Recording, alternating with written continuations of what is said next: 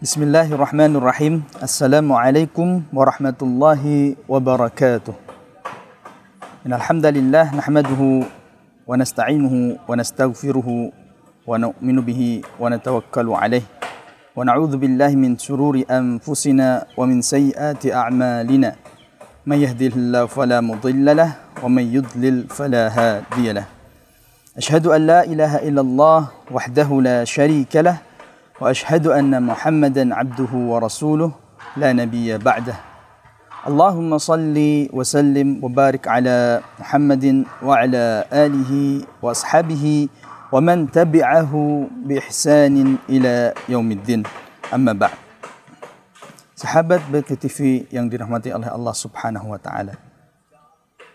Puji dan syukur kita haturkan kepada Allah Subhanahu wa taala yang mana Allah Subhanahu wa taala masih berikan kesempatan kepada kita sehingga kita masih dapat berjumpa kembali pada sore hari ini di bulan yang penuh berkah dan penuh daripada ampunan Allah Subhanahu wa taala.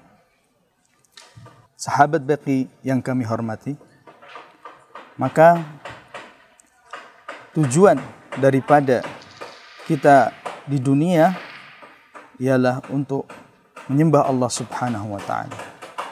Manusia diwujudkan di dunia ini yaitu maksud dan tujuannya adalah untuk menyembah Allah Subhanahu wa taala dan beribadah kepadanya.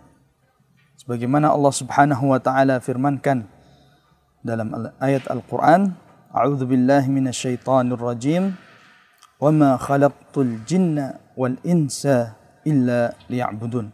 Dan tidaklah aku ciptakan yaitu manusia dan jin di muka bumi kecuali untuk beribadah kepada Allah Subhanahu wa taala. Orang beriman, orang bertakwa, maka dia akan mengerti maksud dan tujuannya Allah Subhanahu wa taala ciptakan atau wujudkan di dunia, yaitu untuk beribadah kepada Allah. Maka orang beriman dan orang bertakwa ketika beribadah kepada Allah Subhanahu wa taala yaitu bukan beribadah semaunya, akan tetapi ada aturan-aturannya dan ada yaitu tuntunan-tuntunannya. Bagaimana cara kita mengetahui yaitu ibadah kita kepada Allah Subhanahu wa taala sudah benar ataupun diterima oleh Allah Subhanahu wa taala? Maka penting bagi kita yaitu untuk menuju atau merujuk kepada yaitu sunnah baginda Muhammad sallallahu alaihi wasallam. Karena kesuksesan kita di dunia, kejayaan kita di dunia yaitu dengan mengikuti cara baginda Muhammad sallallahu alaihi wasallam dengan beribadah, dengan mencontoh baginda Muhammad sallallahu alaihi wasallam. Sebagaimana firman Allah Subhanahu wa taala, A'udzu billahi minasyaitonir rajim. Wa ma atakumur rasul fakhudhuhu wa ma nahakum anhu fantahu.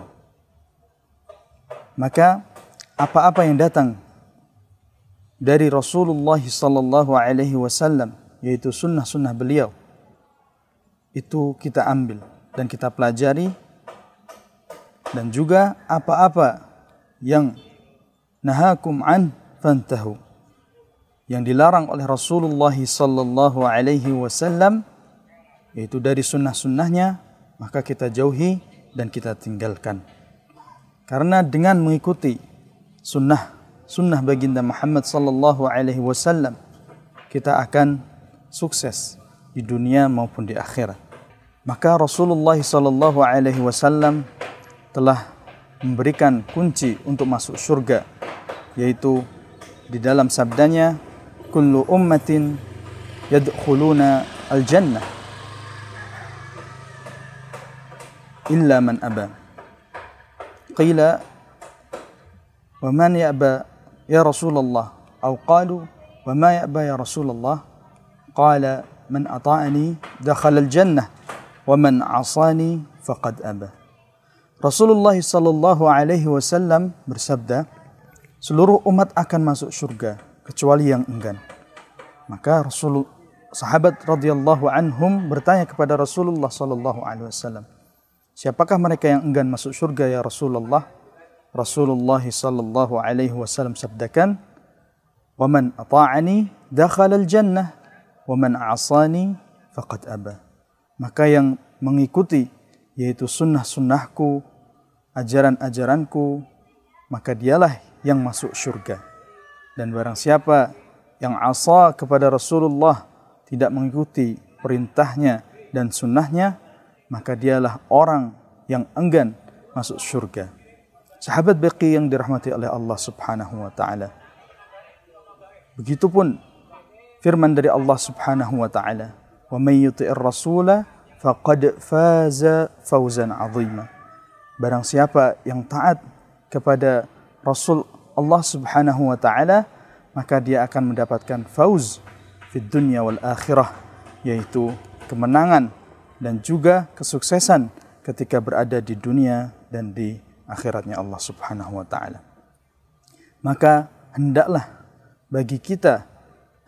bagi kita untuk selalu mengikuti yaitu sunnah-sunnah baginda Muhammad sallallahu alaihi wasallam dalam kita beribadah kepada Allah Subhanahu wa taala. Qala Imam Malik rahimahullah, as-sunnatu kas-safinah, man rakibaha naja wa man takhallafa anha gharaqa.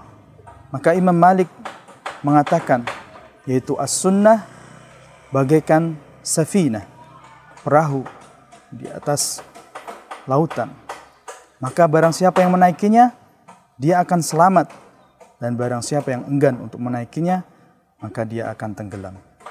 Sahabat baik yang dirahmati oleh Allah Subhanahu wa taala, di bulan yang penuh rahmah, bulan suci Ramadan, maka hendaknya kita perbanyak amal ibadah kita, dan juga kita harus menyeleksi apakah amal ibadah kita itu sudah sesuai dengan aturan yang dibawa oleh baginda Muhammad sallallahu alaihi wasallam. Karena jika kita beribadah tanpa mengetahui yaitu sunnah-sunnah baginda sallallahu alaihi wasallam, ibadah tersebut akan tertolak, bahkan tidak akan sampai kepada Allah Subhanahu wa taala.